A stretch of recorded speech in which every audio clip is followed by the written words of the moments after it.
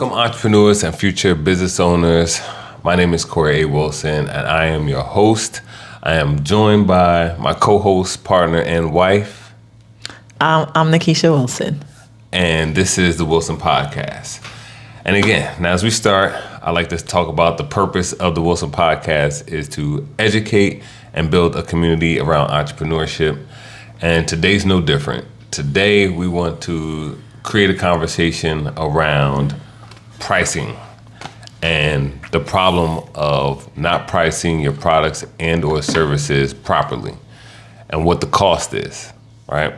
So today, I think I want to start off by asking the question of what do you think is one of the number one problems of not pricing your products and or services properly? So the most direct problem is revenue. You're leaving money on the table.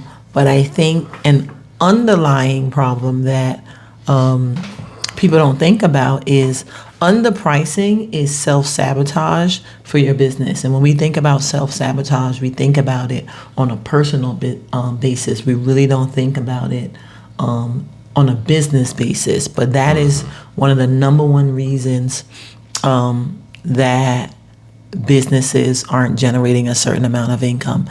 And there's underlying reasons why people undercharge or underprice. Yeah. But I think the biggest and the most impactful issue with that is you're taking away from revenue. Okay. And I think that one of the biggest losses by undercharging or undervaluing your products and or services is that, like you said prior in another conversation, is that it's a cultural thing.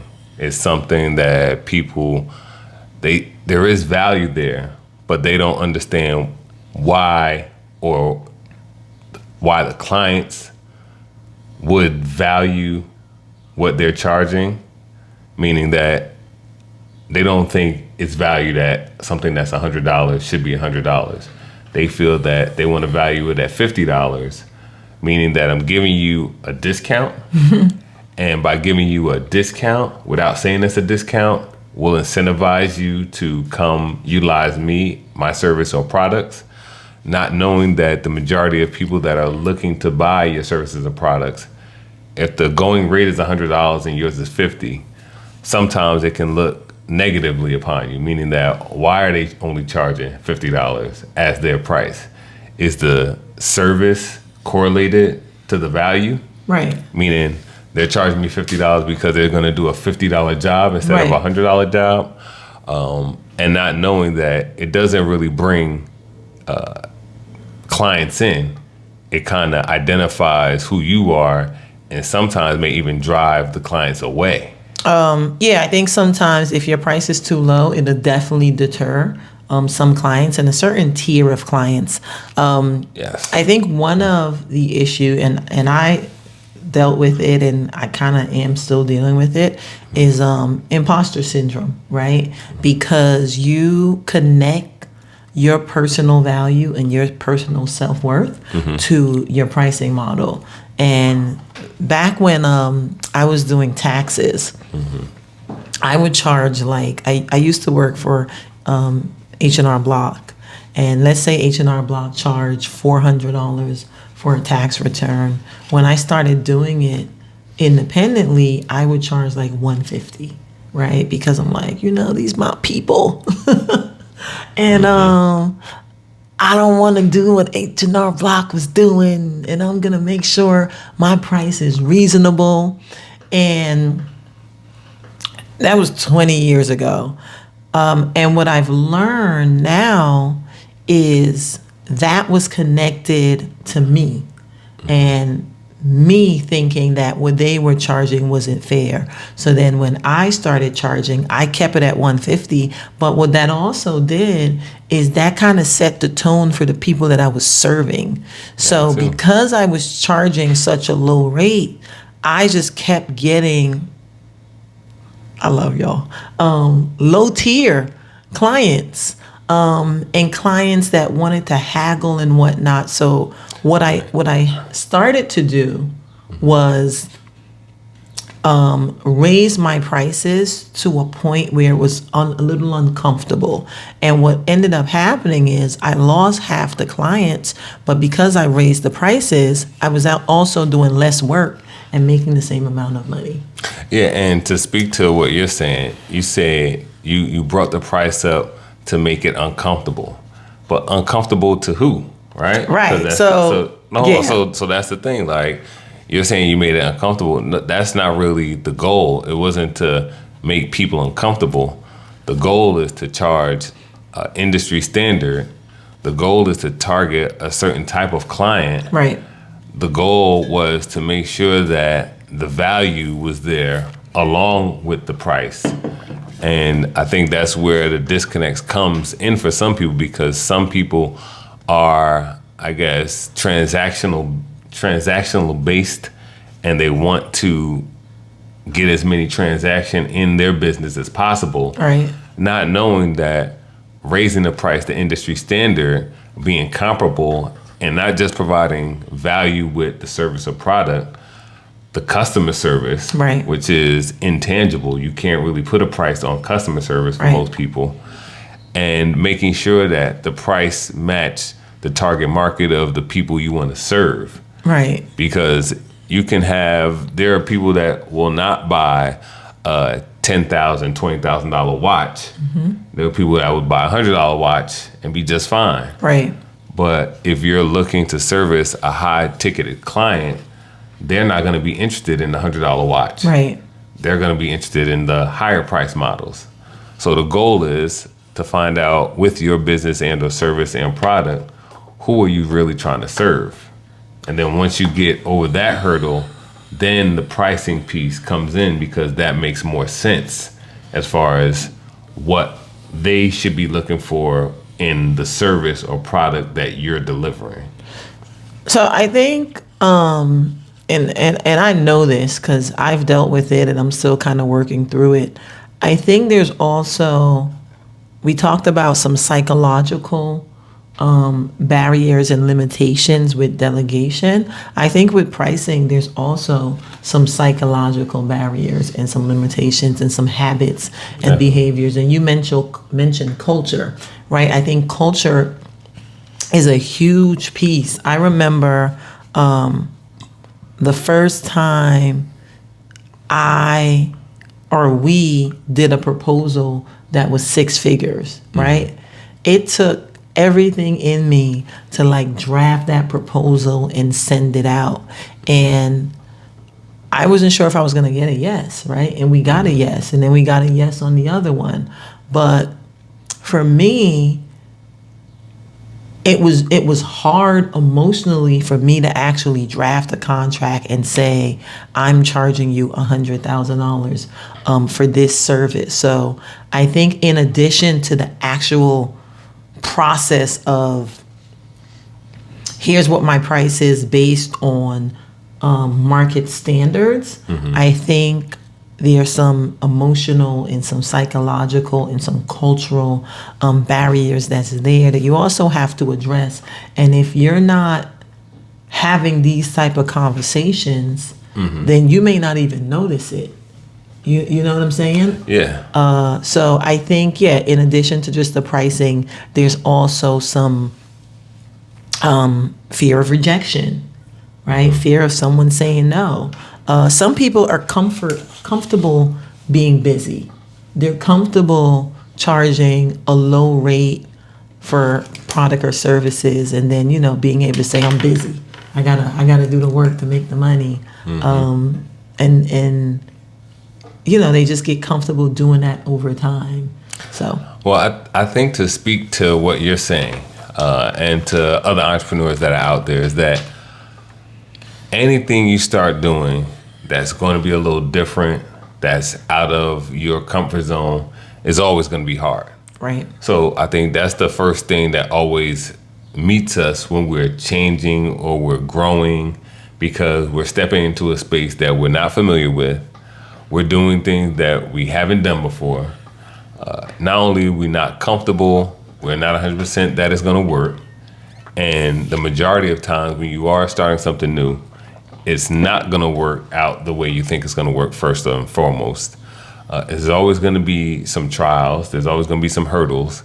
And I think the goal is to kind of, in this case, understand your target market, understand the services and products, and understand what's not common to you, that you have to step out of your comfort zone, practice whatever that thing is. In this case, what we're talking about is charging someone 6 figures for a service, something we've never done before. So I think in that capacity. Oh, okay. So I'm saying, with that being said, that the goal is to be comfortable with sending out proposals that are 6 figures, right? Understanding that hold on. Go ahead. And even every proposal that you put out is not going to be a yes. Right. The goal is, when we create a proposal of that magnitude, is to make sure that the value of the service outweighs the value of what they're paying. Right. Now, if they're getting a 3 or 4x value from whatever we're charging 5x value, I think that's fair. Right. Right? Absolutely. And so I think that's what we have to wrap our heads around. We have to wrap our heads around, what is the customer or client getting from what we're providing? And is it valuable enough for them to charge this amount of dollars? Right? That's fair. I think that's fair. I'm happy that you added that piece, because if you're going to charge, whatever you're going to charge, you want to make sure that the person on the other end is getting value. Yeah, that again, some of the things and some of the products people are pushing, there's no value for the customer, or not as much, or there's an even trade-off. Right. And in some cases, that's definitely what it is. Like you said, in one of our conversations, you can buy water from a local bodega for $1, or you can go to the airport and buy that same bottle of water for $4 or $5. Right. What's the difference? It's just location. So location kind of derives the value for that bottle of water. Right. Same thing with a business owner.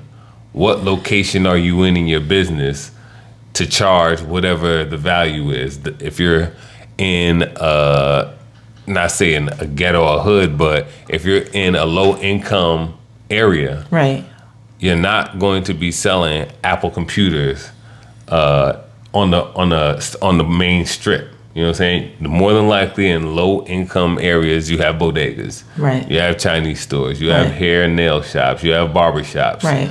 And things like that. So I'm just saying, in order to put out products and services, understand the market, understand your location if you have a physical location, and understand the people that you're servicing, because there has to be a connection there for you to be successful. Right? Yep. So to fix the pricing, a few things I would suggest is implement an emotional buffer. I know for us, when we come up with a pricing, like Corey and I go back and forth, he usually is much higher than I suggest, but I'm happy that he's here, because most times it's a yes, right? And if I went with my number, we probably would have lost out on additional revenue. But the other piece is, we have to account for unforeseen, because of the type of work we do, we have to account for things that are going to show up while we're trying to help some of these business owners. Yep. So definitely a buffer. And then once we send an invoice, he kind of takes care of the billing and getting the money piece. And I don't have to worry about that. And I'm very happy about that, because there's just, and I'm working on this, there's an uncomfortable feeling when it's time for me to ask for money. I'm working on that, and I'm just going to leave it there. The other thing is, never negotiate prices like immediately. Take some time to kind of sit back, reflect, think about the work that you're going to do or the product that you're selling, and what did you put in, right? And what profit margin do you want to make from the work that you're doing? Some of the work that we're doing, it requires us to bring other people on board. So we have to think about all that when we think about pricing. Send a proposal, right? Do not give numbers immediately, unless it's a cup, right? And you know that this cup is $20. Then you can say, yes, the cup is $20. But if it's something that may require some additional time or just some thought before, think it through and take some time to process that before you give a number. And also think about your experience. What experience are you bringing to the table? What value does that have to the service that you're providing? Yeah. And then lastly, sorry, and then I'm done. No, have a script. Like write a script to what to do if someone asks for a discount or if they say your price is too high. Just kind of have something laid out. And if someone says your price is too high, it doesn't necessarily mean that you give them a discount, right? Because one of the things that I've learned are different people value different things. And what I'm learning, and I'm still kind of growing through this, is when you value the service that you provide, like your price is your price. And if they can't afford, and I'm using quotations, because a lot of times it's not that they can't afford it, that they don't want to spend money on that. You have to gracefully walk away and say, okay, when you're ready, I'm here. Or refer them to another person or resource that they can use that doesn't cost them anything. Yeah, and I think with referring people to different resources that, again, some people don't value the service you bring to them. And like you said, some of them are not looking to spend that money on what you're bringing to the table. But again, that person has to understand your value and what that means to them in their business. Right. Where do they see the benefit? And if I think for most business owners and entrepreneurs that we work with, if we can't showcase or highlight the benefit of them utilizing us as advisors or as coaches, then they're not going to want to spend that money. Again, right. The goal for us or the objective for us is to highlight the value of what you're going to receive by working with us. Got it. And the better we can communicate that to them, the easier it will be for them to take part of the service. Yep. Because you can't just tell people, yeah, I do advisory service, I do consulting, I do coaching. Right. All right. But what does that mean to them tangibly day in, day out? What does that look like with you coming in and working with them? What is the outcome of having these conversations? You know, sometimes you can't put a value on the thought process and right. mentorship that you're giving someone with your experience. Yeah. And so since people can't see that, it's kind of hard for them to come out of their pocket and say, okay, this is worth it. Got it. So I think if the more we are able to communicate the value to the people that we're targeting, because the people that we're asking for contracts for $100,000, they don't have a small business. Right. So that automatically eliminates people who can't afford that, for one. For two, we communicate on how working with us or in that capacity, how it not just benefits them mentally, learning new things and understanding how to operate things differently, understand things about their finance. We also educate them on it's an investment into their business. Right.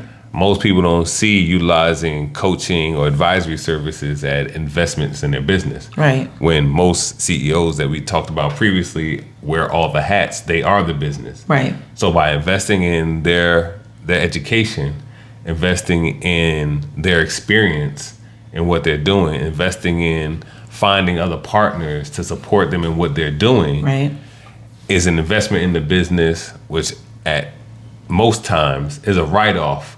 That most times. Well, listen. This is not financial advice, so this is just a conversation about what we talk about and how we work with entrepreneurs and kind of what's valuable to them, how we showcase the value, and really just making sure that everyone wins. Yep. Because it's tough in this business. People are losing, they're fighting tooth and nail to hold down every dollar that comes in. They're trying to make sure that not only when every dollar comes in, just make sure that we're able to pay the bills. Yep. What's going on? Okay, we had a little We got a guest. We have a guest. We got a special guest. Listen, God, if God made them, it's good. So we're not going to kill this little fly, but... He going to fly around. Okay. All right. So it's hot today. So don't worry. They trying to come in away from the heat just like us. But continuing that conversation is that I think being more valuable, understanding your worth, understanding the value you bring to people, making sure that everyone wins are all components of making sure that you value your service and products, and that people understand the value of your service and products. So the communication piece is big, and I think that's something. That's all I have. Look at your pricing, right? Look at your products and services. Look at what you charge. Look at how you charge. Look at how you come up with a price. Look at what your competitors are charging. And identify if you're undercharging or underpricing because of something outside of the value that you're providing. Yeah. And I would also like to say sometimes you may think that you're overcharging, but you may be charging the right price because other competitors are charging around that value. What you may not be doing is communicating that value properly. I like the way you said that. So people don't see what this is going to get them. You're charging me an exorbitant amount of dollars, but I don't hear where the value is coming from you. So that is, and I keep bringing us back into this conversation. So I think that is one of the things that we struggled with initially, right? Definitely. I would say definitely because I'm coming from a 9 to 5. Right. So I'm used to a paycheck. Right. I'm not used to writing a check. So there's a disconnect there. Sorry. No, you're good. Yeah, that's definitely something that we struggled with in the beginning. I would be like, wait a minute, we're charging how much? And then just kind of lower it. And the work didn't change, right? We were just lowering our prices. Yeah. And then what I learned is people don't truly understand the value that you're bringing. So we had to start, and we've pivoted a few times. We had to start changing the way we communicated about what we bring to the table. Exactly. And how what we bring to the table is going to benefit the business owners. And sometimes those benefits aren't immediate, but they're down the line. They're like in the future, depending on, they may not see it for 6 months to a year. And those are the true business owners. Those are the ones that understand that it's going to take work to get results. Some people who are not in business, well, they're in business, but just not to an extent to where they have more than 10 employees. They don't understand that it's going to take time to grow. Outside of marketing, that is one way where you can see growth in the business over a 1 month, 2 month, 3 month period, because marketing takes time. But for most business owners who don't have a marketing issue, they have a communication and targeting issue, meaning they're not targeting the right people or they're not communicating the right message. That takes time to kind of work out because it's not an overnight thing. And once you get the messaging right, once you're targeting the right people, now it's about marketing again, which is another 2-3 months to really grow. And also when you do that, other things come into play, meaning that you have to expand and hire people. So it's a multi-level, multifaceted idea and piece. And you can't break it down in just one bulk or one way, because there's so many levels and entry points where people are at, where they're getting in, and what makes sense to them at that moment in time in their business. Right. That's why you need, in my point of view, you need consultants, you need advisors, you need people that have been through it in order to identify where you're at, right, and kind of where to hop in at and where they can provide the most value for what you need at that point in time. Absolutely. Yeah. So I think that's pretty good. I mean, we can go on, and we have different topics that we will be talking about now. So in closing, I want to say that you can never know everything about everything in business, but the goal is to understand enough about your business so that you can delegate it to responsible people and grow. So with that being said, my name is Corey Wilson. My name is Nakeicha. And this is the Wilson Podcast. And until next time, take care.